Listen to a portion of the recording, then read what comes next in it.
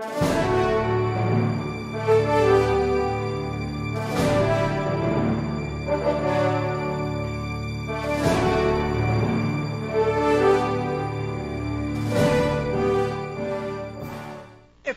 and subsisting. And therefore, any and all depositors of foreign currency may avail thereof with no fear that they have lost the right to claim the confidentiality enshrined in the said law. Now, may we ask if there is any proceeding that the prosecution know whereby the constitutionality of this law is being challenged or had been challenged? Second, if there is any proceeding, has it resulted in the declaration of the unconstitutionality of the said law? We venture the guess, Your Honor, that the entire annals of political and constitutional jurisprudence may be searched in vain, but it will not yield any answer to the effect that this law has been declared unconstitutional. Now, may I go a little further, Your Honor? Even our legislative department, Your Honor, both of Congress, both the House of Representatives and the Senate, are unanimous in abiding with the dictum of confidentiality enshrined in this law. They have amended this particular law in sometime in 2002, Your Honor, and I am referring to Republic Act 91-94, which laid down the dictum, Your Honor, or the jurisprudence to the effect that whereas under Republic Act 64-26, the only exception whereby that grants confidentiality to the Republic Act 64-26, Your Honor, is the written lack or absence of written permission on the part of the depositor. Under the AMLAC law, which amended that particular provision, there are now two exceptions. First, it added a new exception, and that is when there is a criminal proceedings involving transactions which are illegal, violative of the AMLA law, and which had been filed before a court, Your Honor, and there are proceedings to that effect, and the transaction involved is any of the transaction mentioned under that law. For instance, anti-graft law, robbery, Your Honor, piracy, and a lot more of other enumerated. If the investigation deals with that particular omission, Your Honor, then it cannot, the depositor or cannot raise the defense that their deposits, Your Honor, are secured and therefore confidentiality is available to them under Republic Act 64-26. Now, it had been argued, Your Honor, that does that not induce criminality, or does it not do a favor, especially to wrongdoers in the government service, whereby in order to evade being criminally liable for their illegal acts, they convert their properties or money into foreign accounts deposit.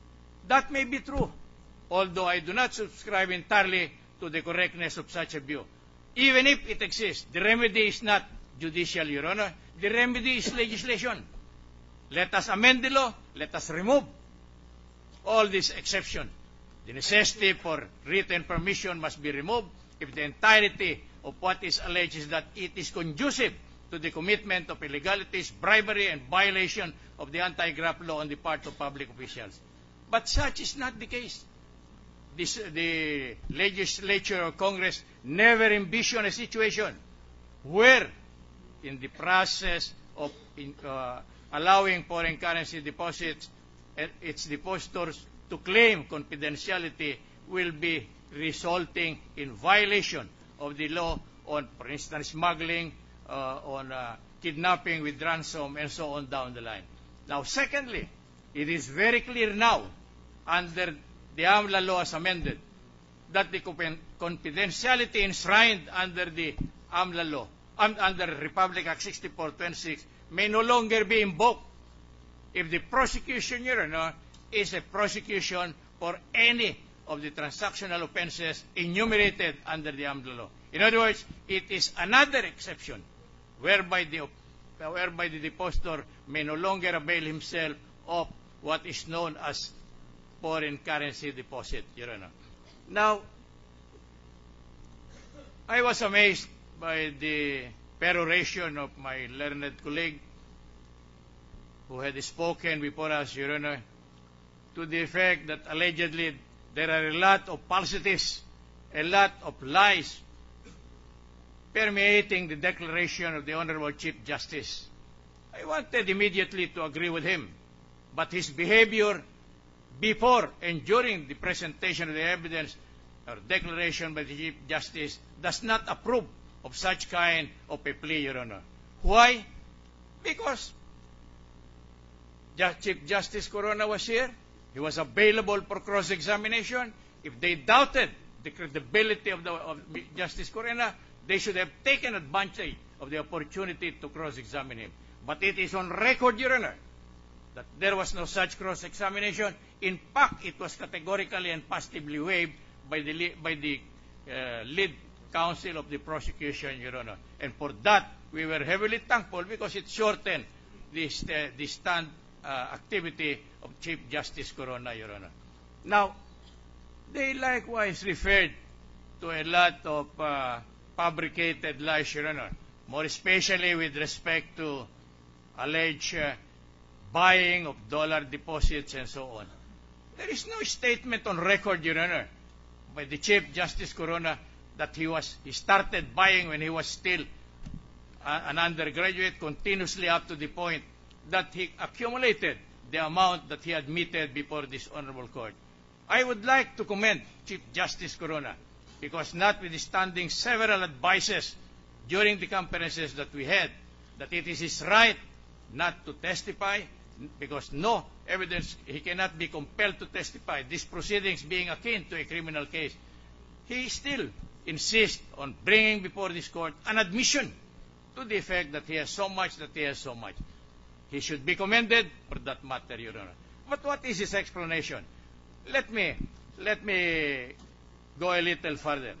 What is the allegation with respect to the non-entry into the SAL of the Chief Justice Corona of the various properties alluded to by the prosecution, consisting of 45 pieces of properties? Little by little, Your Honor, while the trial goes on, we were able to show, I believe to the satisfaction of this honorable court, that there were no 45 pieces of properties and that ultimately there were only 5. That is why the other properties, which do not belong to him and which are registered in the name of persons whom he does not even know, need not be accounted for by him in the SAL that he filed for that matter. Now, he is also being charged or blamed or flawed because allegedly there were acquisitions made by him on a particular year, but they were not registered on that year, and they were registered later for a year or 2 years thereafter. We have no quarrel with that. Even our evidence shows that there is some vacillation on the part of the family of Chief Justice Corona because there were some doubts as to the validity of the transfer of the ownership to him. And therefore, his non-reporting may not be considered as intentional, fraudulent, malicious, and be the subject of an impeachment proceeding, Your Honor. Now, there were statements made here in connection with an employee, a law employee of the Department of Supreme Court of Justice relative to certain acts committed by him or her. But that cannot be equated. There is no parity of facts between that case and this case. That is merely an administrative case. This is an impeachment case, Your Honor, governed by the provisions of the Constitution and grounded on definite and specific grounds, Your Honor, namely culpable violation of the Constitution, treason, other high crimes, violation of the anti-graft law, and betrayal of public trust. May we ask the prosecution, Your Honor, whether there is any jurisprudence on the point that a mere deficiency or a mere inaccuracy in the entries made by a filer in the SAL is constitutive of a ground for impeachment which they claim now. I do not think, and I am not aware, I'll be heavily thankful, Your Honor, and be fully appreciative if they can enlighten, because this happened to be my forte in criminal law when